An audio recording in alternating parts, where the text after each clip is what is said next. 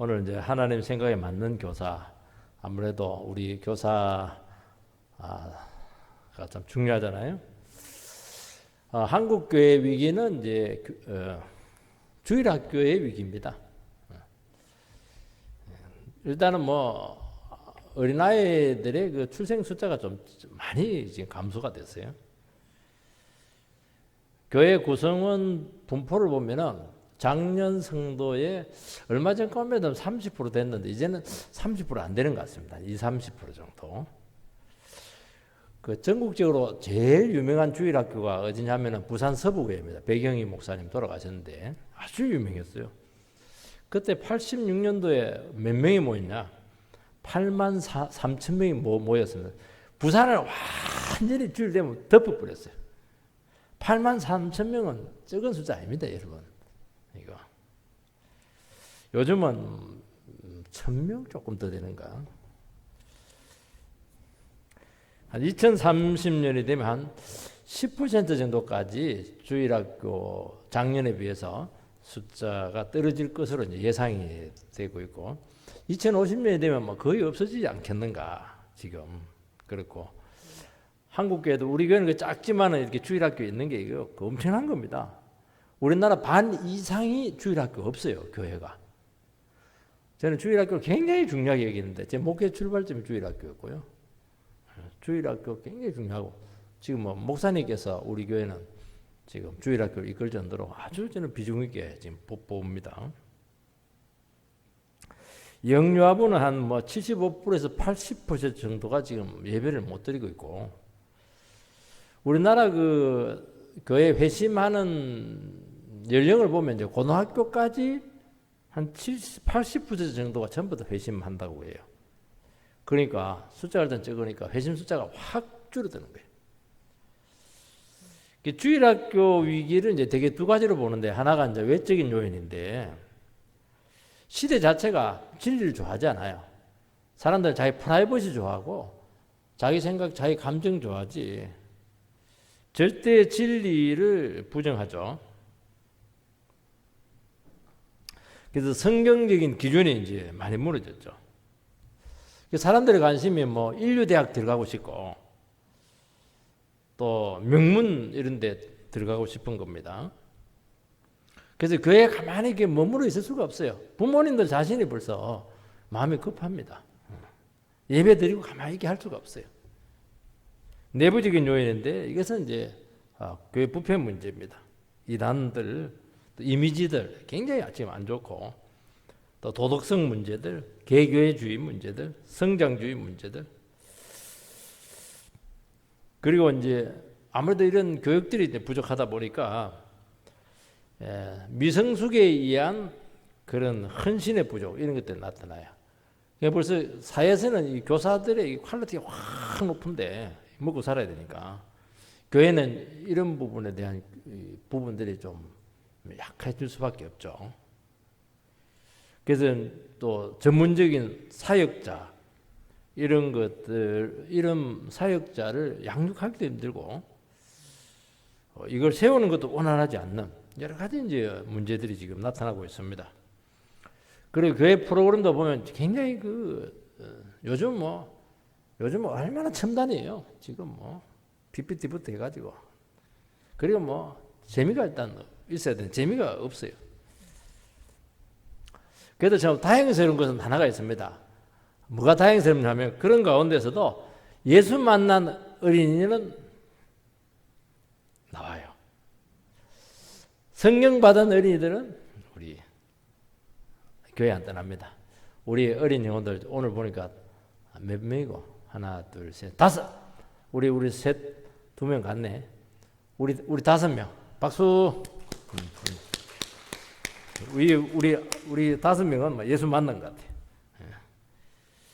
결론은 또 하나밖에 없어요. 또 대안도 없습니다. 복음 선포해야 되고 가르쳐야 되는데 이게 뭐 별로 안 좋아해요. 안 좋아합니다. 사람들은 영적으로 죽어 있기 때문에.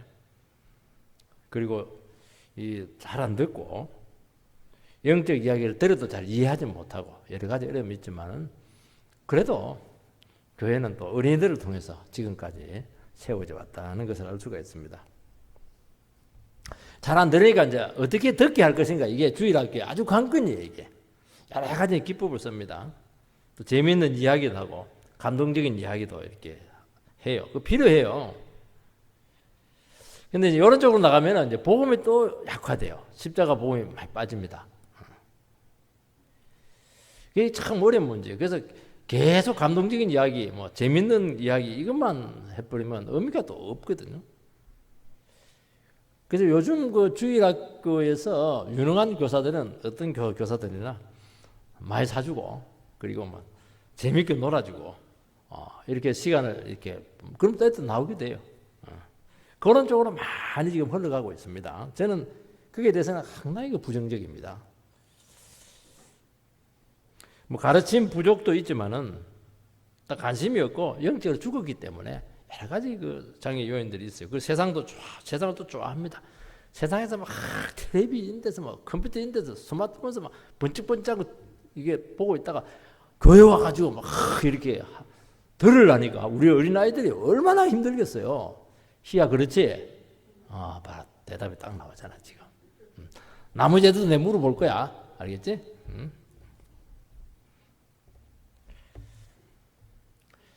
근데 이건 또 뒤집어서 얘기하면 이들에게 정말 복음이 더 필요하다는 거예요. 죽어 있으니까. 하나님 이야기해야 되고, 죄에 대해서 가르쳐야 되고, 십자가도 가르치고, 부활 이야기해주고. 어른들도 막 이런 신학적인 주제들이 딱딱한데 아이들한테 무슨 그 신학적인 이런 주제를 하냐고. 옛날에 그 서부교회 보면 그 배경희 목사님 설교를 이제 주일학 교사들이 그대로 그냥 설교를 다시 했어요. 그 어른 설교를 요약해가지고 한 30명씩 선생님을 데리고 막 그것도 부흥을 해요. 역시 그 신학적인 주제에 이 성경이 굉장히 중요하다는 것을 알 수가 있어요. 천국과 지옥 이런 거, 심판, 재림 막 이런 것들 많이 들어야 돼요. 알겠지? 천국, 지옥 믿지? 그렇지. 그래서 복음을 전하면 이제 두 가지 반응이 나타나는데, 지루해하거나 듣지 않고, 반면에 어릴 때부터 아주 영적으로 뛰어난 사람, 제가 주일학 교육을 오래 했는 사람인데 10년 정도, 굉장히 영성이 뛰어난 데 됐어요. 복음을 듣고 벌써 기쁨을 누리고, 복음 이야기 안 해주면 막 굉장히 힘들어하는 어린아이들이 있더라고요. 그러니까 참 우리 생각은 좀 달라요. 그래서 지루해하는 아이들에게도 복음이 필요하고, 벌써 이 영적으로 깨어있는 아이들에게도 복음이 필요하고, 뭐 답은 그거밖에 없어요. 복음을 어떻게 전해야 될 것인가.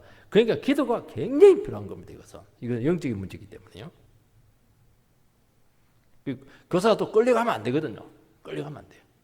이 영적인 사람이 치열합니다. 애들 놀라고 그러고 교사는 하려고 그러고 이런 부분. 주일학교 교사가 무엇하는 사람이냐, 이게 정체성에 대한 문제인데, 선생님이다, 친구가 되어주기도 한다, 또 상담도 한다, 진로 지도도 한다, 그렇게 하는데 뭐 아무리 성경 지식 가르치지만 부모처럼 그들의 삶을 책임질 수는 없어요. 그리고 목자 역할을 한다지만 주님처럼 그렇게 인생을 이끌어줄 수 없습니다. 많은 문제 학생들이 있거든요. 보면은. 그래서 이제 많은 그 어린이 청소년 지도자들이 이제 해결사 역할을 많이 합니다. 지금 범죄 있으면 사건 있으면 가서 해결해주고 막 해결사 이런 거 많이 해줘요. 그리고 막 소년 가다해서 막 물신양면으로 도와주고 막 이렇게 하는데 사실 이런 게 다 포함돼요. 그런데 원래 성경에서는 이제 교사의 모습을 정확하게 보여줍니다. 그것은 예수님의 모습에서 나오는 거예요. 예수님은 어떻게 했냐니까 가르치며 행했더라. 교사는 뭐 하는 사람이냐? 성경을 가르치는 사람이에요.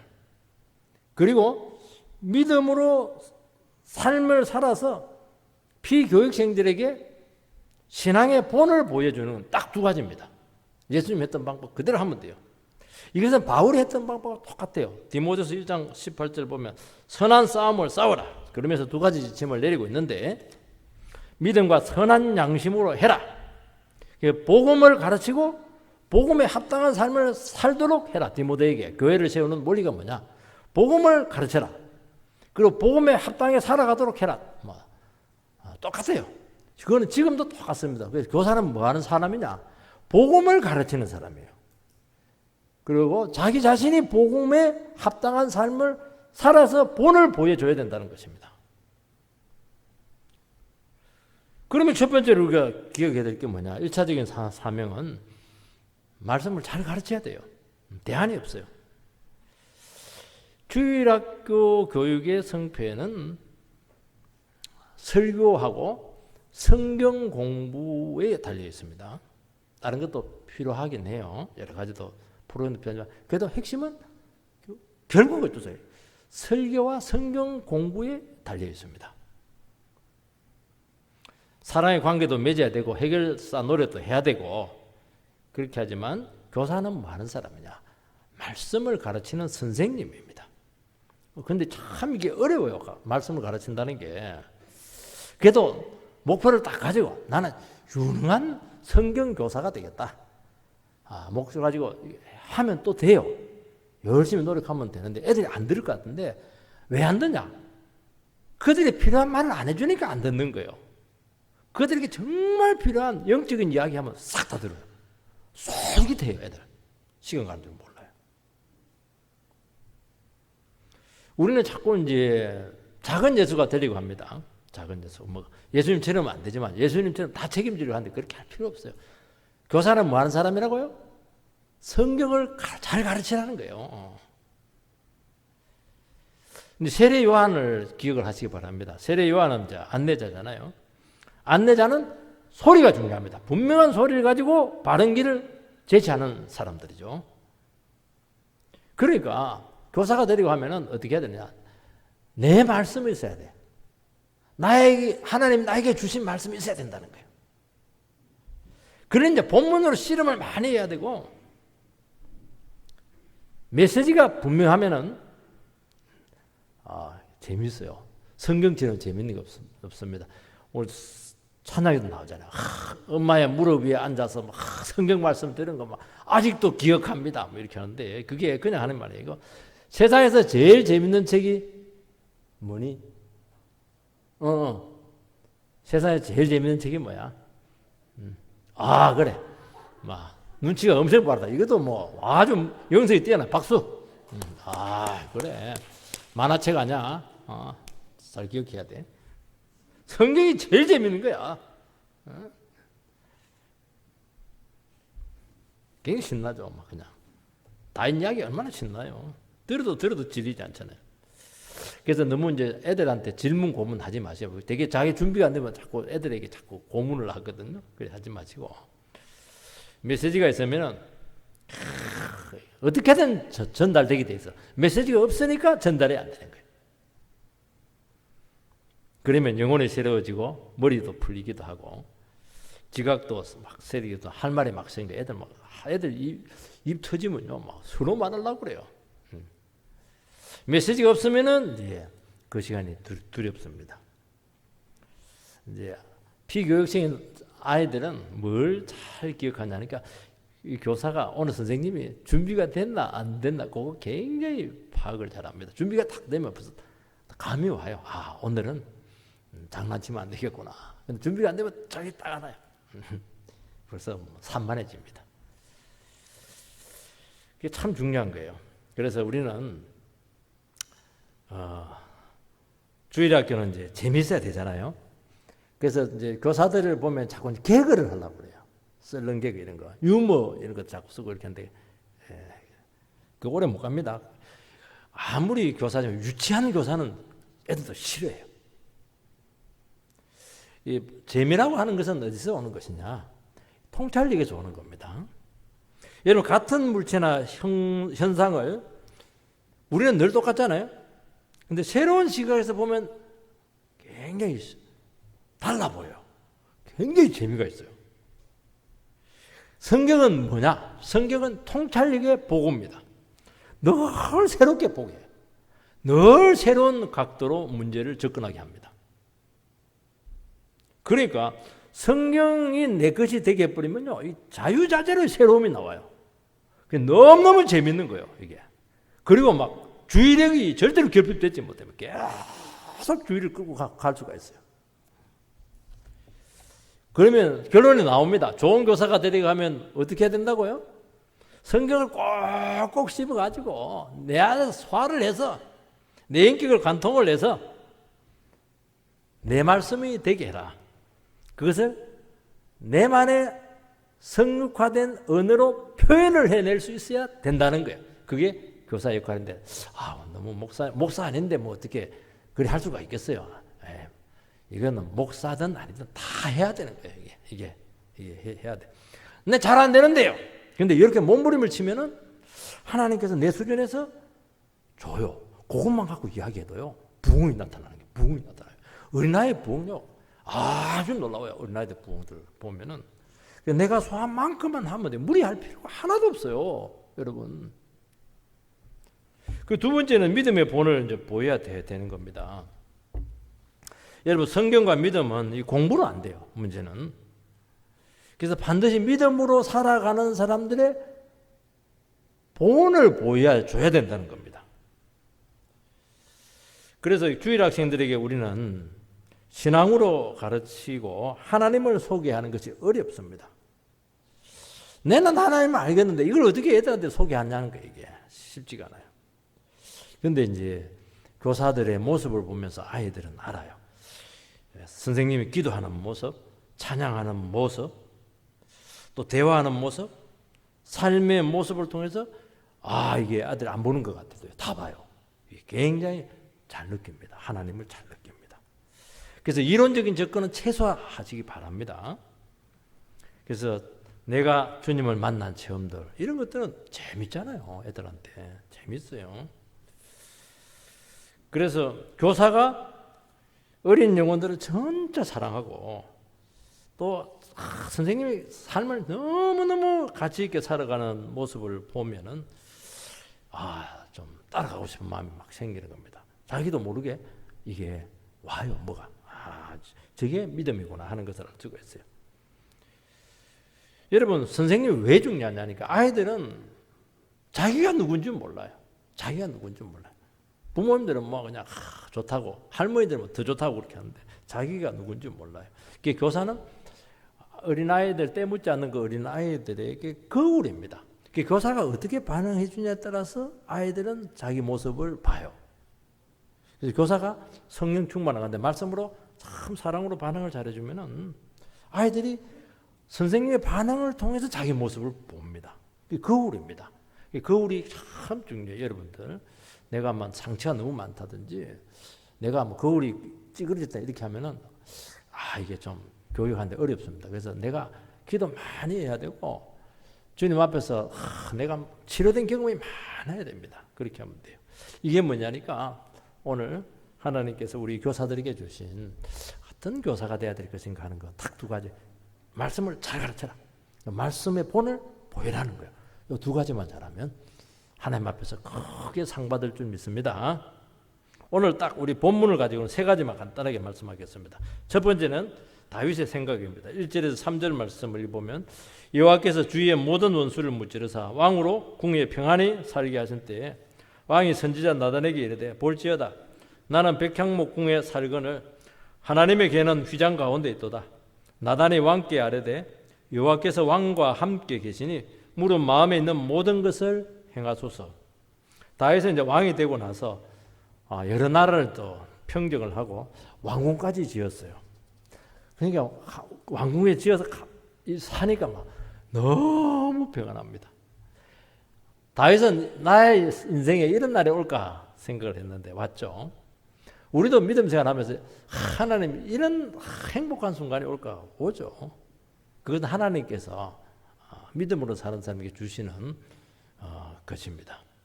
근데 요게 잘못하면 긴장을 풀게 하고 엉뚱한 생각을 할 가능성이 많아요. 지금까지는 목표가 있어가지고 막 열심히 목표를 향해서 왔는데, 이제 목표를 이루니까 목표 상실, 그 시간 남고 지위와 명성을 다 갖고 평안 다 얻었으면은 어떻게 되냐? 새로운 목표를 만들든지 아니면 딴짓 하든지 그럴 수밖에 없어요. 그러면서 굉장히 과도기를 겪게 되게 되어 있습니다. 힘은 남아있어요. 지금 다윗은 지금 은퇴할 마음 하나도 없어요. 지금 최전성기예요. 하나님 다 이제 됐습니다. 어떻게 하면 되겠습니까? 굉장히 그 중요한 질문인데 이게 생각처럼 쉽지가 않아요. 이게 생각처럼 쉽지가 않아요. 어렵게 힘들 때는 사업이 막 왔다 갔다 할 때는 막 그렇게 기도 많이 그러는데 안정이 딱 됐어요. 그러고 나서는 어떻게 해야 됩니까? 하나님. 그거는 기도해서 응답 받아야 되는 거예요. 이게. 근데 다윗은 놀라운 생각을 합니다. 나는 주를 위해서 뭔가를 하겠다고 이렇게 하니까 얼마나 가르쳐요. 무슨 생각을 했냐니까 나는 백향목궁에 사는데 하나님의 개는 휘장 가운데 있다. 지금 언약궤를 예루살렘에 모셔왔어요. 모셔오긴 왔는데 나는 막 화려한 왕궁에 살고 있는데 하나님은 막 너무 초라한 공간이 너무 초라합니다. 마음이 막 걸리는 거예요. 이게 얹혀버렸어요. 그래서 나단 선자에게 건축 계획을 알리고 그렇게 하니까 나단 선자가 막 너무 좋다. 어떻게 그런 미래한 생각을 했냐고 막 교무가 되어 막 격려해주고 빨리 추진하라고 막 그냥 너무 순수하고 아름답고 사심 없는 계획이라고. 선지자와 왕이 딱 마음이 맞았어요. 건축이 끝난 겁니까? 안 끝난 겁니까? 끝났죠. 건축 여기 마음 맞는 게 쉽지가 않아요. 어려울 때는 막 아무도 돈 안 내놔요. 근데 막 언제 되니까 누가 와가지고 막 집사님 와가지고 목사님 걱정하지 말고 내가 100억을 낼 테니까 건물 지으라고. 얼마나 막 신나겠어요. 근데 그날 밤 하나님은 나단 선지자에게 나타나서 짓지 마라 딱 거절합니다. 하나님을 위하는 일이고 참 뜻은 가득하고 귀하다만 나는 그거 절대 원치 않는다는 거예요.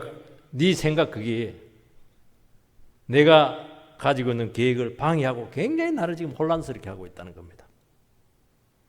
나는 눈에 보이는 나를 위한 건물이 아니고 눈에 보이지 않는 하나의 나라를 세우겠다는 겁니다. 너는 왜 눈에 보이는 거 그거 세우려고 하느냐는 거예요. 나는 구원이 중요하고 지금 정의가 중요하고 평화가 중요하고 그런 왕국을 지금 세우고 싶다는 거예요.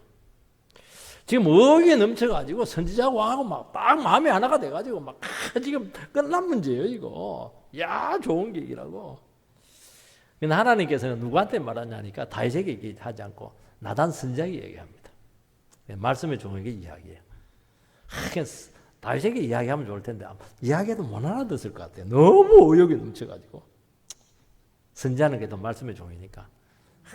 이런 이야기를 해주는 게 굉장히 어렵다니까요. 지금 뭐 따는 당상이에요. 지금 막 의욕이 넘쳐요. 막 지금 막 근데 하지 마. 길을 꺾어버릴 텐데 선지자가 쉽지가 않아요. 말씀의 종이 쉽지가 않아요. 말씀의 종은 이 말을 해야 되거든요. 이 말을 해야 돼요. 귀가 꺾여도 우리 성도님들은 또 그 선지자의 말을 들어야 됩니다. 그게 사는 길이 어쩔 수가 없어요. 이게 정말 제일 싫은 거거든요. 잘한다고 막 하나님 복을 엄청 막 찍어서 줄 거라고 이거 하고 싶은데 이게 이 말 해라 이거. 여러분 너무나 지당하고 갸륵하고 아무리 생각해봐도 이리 봐도 좋고 저리 봐도 좋고 이거는 뭐 빼다 뭐 박은 거다. 너무 선한 뜻이다. 그래서 막 거창한 계획을 다 세워놨어요. 주님이 기뻐할까요? 안 기뻐할까요? 그거는 거의 다 아니다. 노라는 거예요. 대부분 그래요. 대개 하나님 뜻은 어떻게 이루어지느냐? 나를 부인하고 나를 죽이고 그렇게 나타날 때가 참 많아요. 너무 하고 싶고 그것만 생각하면 흥분되고 잠도 안 오고 막 기대감이 생기고 막 다 지금은 준비 다 해놓고 막 그러면 기도가 많이 필요합니다. 위험할 가능성이 일 저지르면 이게 또 문제가 되거든요. 하나님 영광도 있지만 자기 영광도 있는 경우가 대부분입니다. 하나님의 뜻은 나는 또 할까 말까 이렇게 하는데 큰 내한테 뭐 시리가 안 되는데 그냥 눈에 드러나지도 않는데 막 그래도 아니 해라 막 그래서 막 자기 부인하고 막 나를 낮추고 이렇게 해서 되는 경우가 참 많습니다. 그래서 우리는 우리의 선한 뜻, 좋은 뜻이 자제될 때 그때 하나님의 음성을 잘 들어야 돼요. 이때 시험이 들거든요. 두 번째는 왜 취소하게 했느냐 하는 것입니다. 5절 7절 말씀을 보면 가서 내 종 다윗에게 말하기를 여호와께서 이와 같이 말씀하시되 내가 나를 위하여 내가 살 집을 건축하겠느냐 내가 이스라엘 자손을 애굽에서 인도하여 내던 날부터 오늘까지 집에 살지 아니하고 장막과 성막 안에서 다녔나니 이스라엘 자손과 더불어 다니는 모든 곳에서 내가 내 백성 이스라엘을 먹이라고 명령한 이스라엘 어느 지파들 가운데 하나에게 나를 위하여 백향목집을 건축하지 아니하였느냐고 말하였느냐. 하나님은 내가 한 번도 건축하라고 한 적 없다는 겁니다. 다윗이 하나님이 살 집을 지을 수 없다. 왜? 하나님은 인간이 지은 집에 절대로 살지 않습니다. 지금까지 내가 텐트 속에 장막 속에 잘 살아왔는데 그리고 텐트 성막을 통해서 백성들 잘 인도하고 지금 함께 하고 있다는 거예요. 왜 내가 지시하지도 않았는데 지으려고 하느냐. 지금 요 얘기하고 있는 거예요. 우리 어린 영혼들 질문. 수연아, 엄마가 막 하지마 그렇게 하는데 하면 엄마가 좋아할까 안 좋아할까? 하지마 이렇게 하는데 나는 해야 되겠어 이러면 엄마가 좋아할까 안 좋아할까? 안 좋아하겠지. 박수.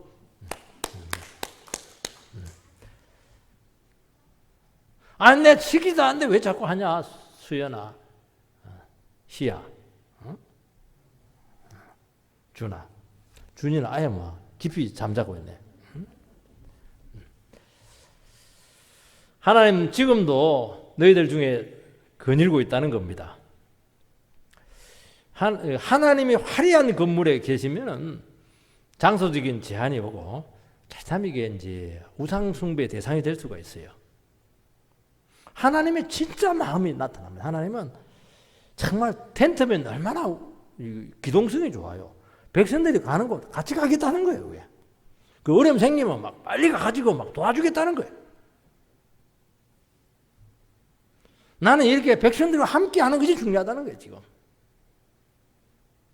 그리고 백성들에게 부담 줄 마음 하나도 없다. 그 얘기하는 겁니다.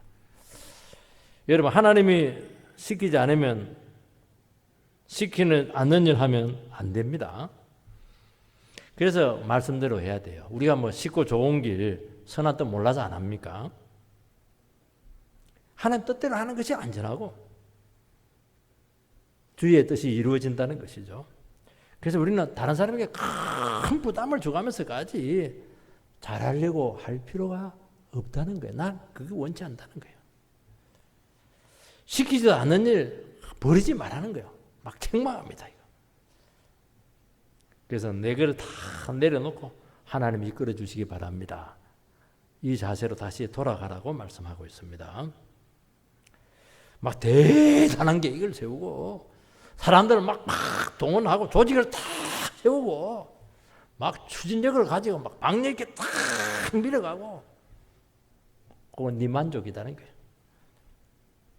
그래서 우리는 좀 덜 똑똑한 게죠. 똑똑한 사람들이 이거 많이 하거든. 머리가 막 돌아가요. 될 것만 딱 생각이 돼요. 그 머리 안 돌아가는 게 중요해요. 그래서 하나님 일을 하려면 머리가 잘 안 돌아가는 게 좋아요.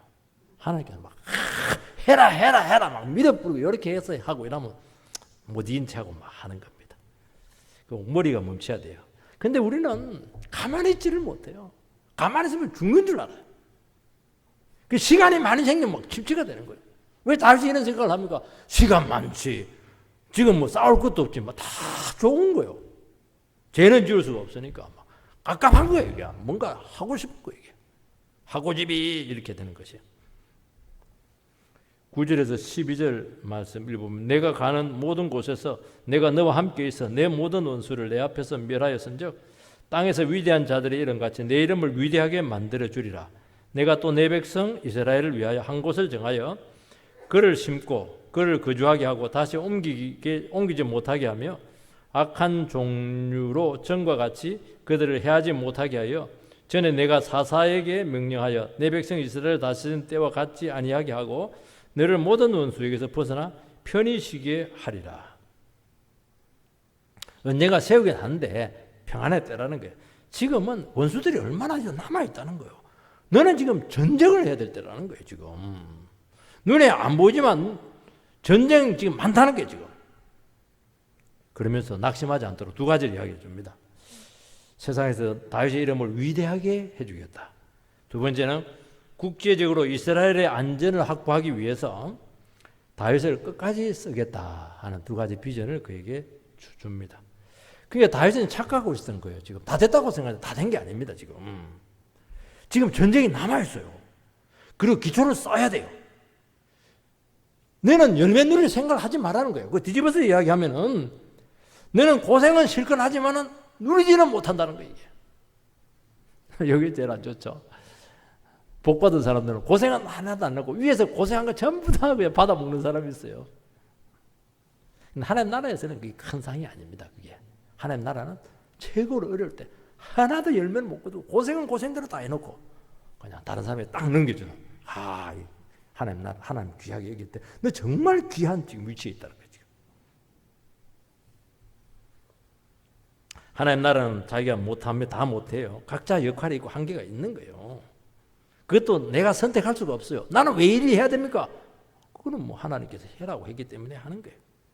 그래서 우리는 어떤 처지나 위치에서도 쓰임받는 것 자체에 대해서 감사를 해야 되는 것입니다.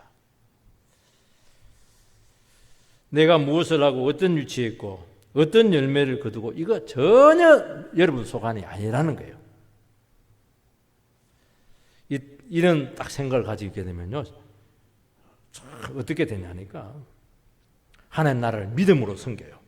그리고 멀리 볼 수 있는 시야가 확보가 된다는 것입니다. 그래서 다윗은 어떻게 나는 성전을 못 짓는구나.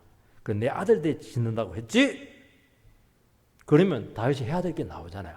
그러면 내가 건축 재료를 막 모아놓자. 그때 가면 막 많이 올라버리니까 요즘 엄청나게 오른 것 같아요.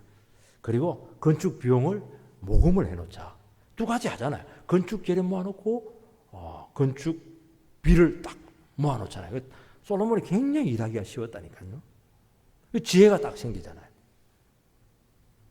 그래서 하나님의 시야에서 지평을 멀리 가지게 되면 지금 내가 하고 있는 것은 그 하나님의 파노라마의 한 과정이고 그 한 과정에 있는 것도 굉장히 중요하다는 거예요. 소홀히 여기지 마. 이게 작은 일이냐는 거예요. 네가 여기서 일을 안 하면 시간이 확 늦어지는 거예요. 그리고 네 생각 절대로 집착하지 말라는 것입니다. 그러면서 할 것이 보이는 것이죠. 11절 하반절을 보면 여호와가 또 내게 이르시되 여호와가 너를 위하여 집을 짓고 하나님께서 하시려고 하는 계획은 네가 나를 위해서 집을 짓는 것이 아니고 내가 너를 위해서 집을 짓겠다는 거예요. 하나님께서 다윗을 위해서 집을 짓는 것은 다윗 왕조를 건설하는 거예요. 다윗은 지금 다 됐다고 하는 거예요. 지금 누리려고 해요. 지금. 그래서 내가 하나님 위해서 뭔가를 해드려야지. 내가 그동안 받은 은혜가 얼마나 큰데 보답할 때가 된 거야. 굉장히 지당한 생각인데 안 맞았어요. 여러분 내가 뭔가를 해야 되겠다. 내가 뭔가를 해드려야 된다. 여러분 솔직히 얘기합시다. 하나님 내가 안 해드려도 합니까 안 합니까? 합니다. 귀하죠. 그것도. 귀한 말. 그걸 부정하지는 않았어요. 그런데 이 생각이 너무 강하면은 하나님이 뒷전으로 밀려나게 되고 영광을 가로챌 가능성이 많아요. 내가 주를 위해서 한다 이러면서 자기가 각광을 다 받는 겁니다. 지금 하나님은 다윗 왕조를 세워서 너의 가문을 통해서 통치하려고 하는 것이니까 네가 제1대 왕이 아니냐. 제1대 왕. 얼마나 중요하냐. 지금 긴장해라 긴장. 정말 하나님이 원하는 왕으로서의 모습이 갖춰졌냐는 거예요. 지금. 사람은요 성공하면은요 자기를 믿기 시작합니다. 그래서 변질이 와요. 그래서 명성과 성공에 취하거나 자기 신화에 의해서 변질이 오는 거예요. 하나님께서는 다윗의 말을 통해서 지금 태도 변화가 있었다는 것을 간파를 한 거예요. 이야 하나님은요 정말 쪽지기 중에 쪽지입니다. 말 한마디 딱 듣고 이해가 벌써 풀어졌네. 생각이 지금 바뀌고 있네. 변질의 시초가 오고 있네. 딱 보는 거예요. 이게. 그래서 하나님 앞에요. 우리가 계속 서야 되는 겁니다. 이걸 누가 가르쳐줘요? 나단 선생도 깜짝 속았잖아요. 이야, 좋은 생각이라고 어떻게 그런 생각을 다 하냐고. 하나님은 딱 안 속잖아요. 그래서 언약을 딱 세워줍니다. 약속을 세워버려요. 그래서 여기서 뭐가 나오냐? 다윗 언약이라는 아주 위대한 아브라함 언약, 모세 언약 다음에 다윗 언약이 또 나오는 거예요. 역시 약속을 해버려야 돼. 계약서를 써야 이 변질이 안 오는 거예요. 지금 조치를 딱 취해버렸어요. 네 자손을 통해서만 왕이 이스라엘 등불이 온다. 그러면 14절에 뭐라고 합니까? 나는 그에게 아버지가 되고 그는 내게 아들이 되는 이게 이제 언약이에요. 언약. 이게 언약. 그가 만일 죄를 범하면 내가 사람의 매와 인생 채찍으로 징계한다. 14절. 이게 약속입니다. 하나님 무슨 약속? 네 자손을 통해서 통치한다는 거예요. 그렇지만은 네 자손들이 죄를 지으면 사람의 매로 때리겠다. 인생 채찍으로 징계하겠다는 거예요. 이게 하나님께 주신 계약입니다. 왜요? 내가 쓰는 자녀니까. 사람의 매는 이제 사람에게 시달리는 것이거든요. 사람에게 시달리는 게 아플까요? 안 아플까요? 너무 아파요, 사람들은. 왜냐면 우리 약점을 갖고 딱 공격을 하거든요. 인생 채찍은 이제 고난과 병과 각종 어려움들입니다. 하나님께 안 죽을 만큼 쳐버려요. 그러면 조금 겸손해지고 조금 정결해지고 하나님께서 왜 우리에게 인생 채찍을 주고 사람의 매를 붙여줘 줍니까? 조금 잘난 척하면 막 가지고 막 기분 굉장히 더럽게 만드는 사람들이 있어요. 그 사람 누가 붙여준 거예요? 그 사람 없으면요, 아이고 눈꼴 싫어서 못 봐요. 지 잘났다고 자랑하잖아요. 막 찬물을 퍼고 잘난 척하면 시내에 와가지고 한 바가지 퍼부고 가버리 막 일주일 한 달 산에 기분이 나빠가지고 기도합니다. 누가 붙여준 거예요? 그게 하나님이 그 사람 붙여줍니다. 그 사람이 있어야 그나마 깨끗하고 잘난 체 안 하고 깨어있고 죄 좀 덜 짓습니다. 어쩔 수 없어요. 사람은 막 어느 누구도 장사가 없어요. 잘났다 이러면 막 잘난 줄 알고 천방지축입니다. 나는 힘든 게 없는데 인생 채찍도 없고 사람의 매도 없는데 그러면 의심해야 됩니다. 정말 하나님이 자녀가 맞을까 생각해야 돼요. 그래서 우리가 잘 생각해야 됩니다. 그렇게 해서 정말 주의 뜻만 이루어지는 은혜가 있게 되기를 주의 이름으로 축원드립니다.